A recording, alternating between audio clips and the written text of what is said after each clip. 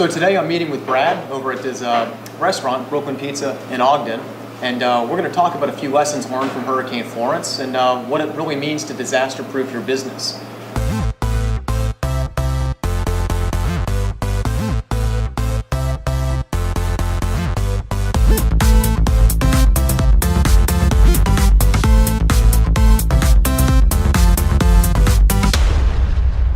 So, just a little background here. Brooklyn Pizza has some, freaking awesome pizzas. You guys are super busy. Right. I was actually here a few Friday nights ago after the storm, and the phones were just ringing off the hook, and orders were coming in. And you guys run phone service here for, taking your inbound orders. You run credit cards for all of your business, and you do online ordering as well, correct? Correct, yes. Okay.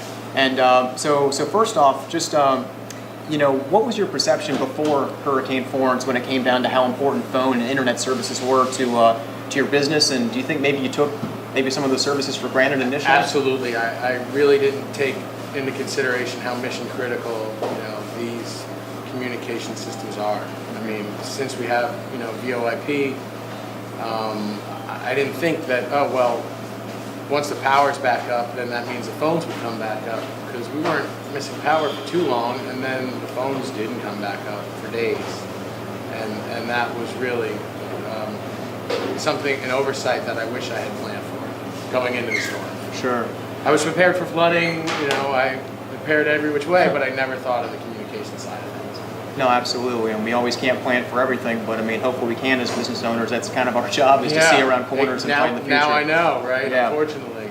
Well, so what would you say the impact was to your business by not having phones, not having internet, not being able to run credit cards? Like, how did that affect you guys? In terms of what we missed sales-wise, our sales numbers were probably off between 68 to 74%, I'd say. Those 5, 6, 7, 8 days after the storm. That's a Aside from the days drop. we were closed, but once the power was back, we should have been able to be up and running, but since we had no phones, we couldn't take credit cards, we couldn't even offer online ordering. So we were sort of rudderless. Unless you walked in, you had no way to get something to eat. Well, that's got to be devastating on your operating costs. Yeah, of course. Gotcha. Well, I mean, tell me this: were you frustrated when you looked around Wilmington and saw some other establishments that were open and they were serving customers and they were busy? It was from a business owner standpoint to see dollars being spent elsewhere because they were able to process a credit card. Mm-hmm. Yeah, absolutely. Which after the storm was significant because people couldn't get cash. Sure. So, so what ended up happening is that, after you guys experienced that downtime and that outage, you called us, and what we did is we came in and installed a wireless... I called you pleading, Brian. Let's be honest. Absolutely. Call what it is. And we responded quickly, but we got you set back up with a 4G internet failover service. And so what that does is that if you don't have your primary internet, you're able to fail over and have voice services, because your phones are voice over IP that we installed as well. So your voice services are working, your internet's working, you can take credit cards. And, I definitely know that there was some price hesitation at first, but you decided to move forward anyways. And, it was kind of funny because your service was actually working when we came out to do the install.